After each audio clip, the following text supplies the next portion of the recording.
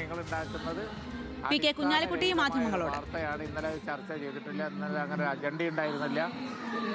ആ വിഷയം ചർച്ച ചെയ്തിട്ടേ ഇല്ല ഇന്നലെ. ഇപ്പോൾ ഉള്ള പൊസിഷൻ എന്ന് പറയുന്നത് നേരത്തെ ഉള്ളത് തന്നെയാണ്. അതായത് ക്യാബിനറ്റ് ഒരു സബ് കമ്മിറ്റിയെ വെച്ചിരിക്കുന്നു. ആ സബ് കമ്മിറ്റിയെ വെച്ചതിന് ശേഷം കേരള ഗവൺമെൻറ് ഇത് സംബന്ധിച്ച് എന്താണ് ഗവൺമെൻറ്റിന് പറയാനുള്ള റിപ്പോർട്ട് പഠിച്ച ശേഷം UDF പറയും, അതുപോലെ തന്നെ പിന്നെ മുഖ്യമന്ത്രിയും പറയും, ഞങ്ങളൊക്കെ ഒരുമിച്ച് ഒരു അഭിപ്രായം പറയും. രണ്ടഭിപ്രായം ഇല്ല, ഒറ്റ അഭിപ്രായമേ ഉള്ളൂ.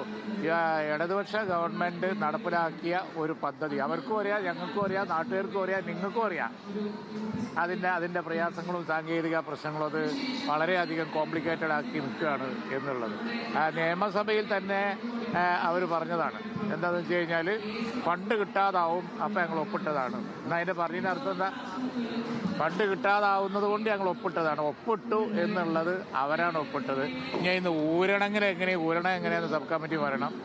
അതല്ല, കേരളത്തിൽ അവർ പറയുന്ന കണ്ടീഷൻസ് ഒന്നും പാലിക്കാതെ വല്ല മാർഗമുണ്ടോ എന്നുള്ളത് നോക്കണം. ഒരു നിലക്കും അവർ പറഞ്ഞ കണ്ടീഷനൊന്നും പാഠ്യപദ്ധതിയിലോ സ്കൂൾ സെലക്ഷനിലോ കേരളത്തിൽ നടപ്പാവാൻ പോകുന്നില്ല. ഒരു സംശയം ആ കാര്യത്തിൽ വേണ്ട. അങ്ങനെ ഒരു ഘട്ടം വരുമ്പോൾ എന്ത് വേണമെന്ന് ഞങ്ങൾ അപ്പം തീരുമാനിക്കും, പറയും. ഇപ്പോൾ വന്നുകൊണ്ടിരിക്കുന്ന വാർത്ത 101% ഇല്ലാത്തതാണ്. അങ്ങനെ ഒരു സംഭവം, ഒരു ചർച്ച അവിടെ ഉണ്ടായി. എന്നിട്ട് ഞങ്ങൾ വേറെ അഭിപ്രായം പറഞ്ഞു, മറ്റേ കോൺഗ്രസ് 100% ഇല്ലാത്ത വാർത്ത. അതെ, UDF കൺവീനർ പറഞ്ഞു എന്നുള്ളത് ശരിയാണ്. അദ്ദേഹത്തിന് UDF യോഗത്തിന് ശേഷം നടത്തുന്ന പത്രപ്രവർത്തകർ പറയുന്ന ചോദിക്കുന്ന ചോദ്യത്തിന് അദ്ദേഹത്തിൻ്റെതായ ശൈലിയിൽ ഒരു മറുപടി പറയാലോ, അത് നമുക്ക് മനസ്സിലാക്കാം. പക്ഷേ ഇന്നലെ നിങ്ങൾ റിപ്പോർട്ട് ചെയ്തുകൊണ്ടിരിക്കുന്നത് UDF ചർച്ച ചെയ്തു, എന്നിട്ട് ലീഗ് വേറെ അഭിപ്രായം പറഞ്ഞു, കോൺഗ്രസ് വേറെ അഭിപ്രായം പറഞ്ഞു എന്നൊക്കെയാണ്. അത് 100% കളവാണ്.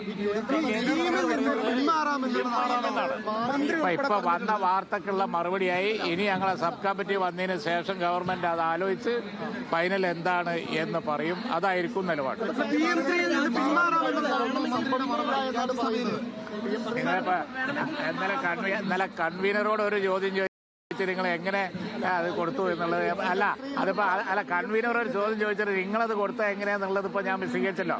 എന്നോടൊരു ചോദ്യം ചോദിച്ചിട്ട് വേറെ കൊടുക്കാനുള്ള പണി നോക്കണ്ട. ഓക്കെ.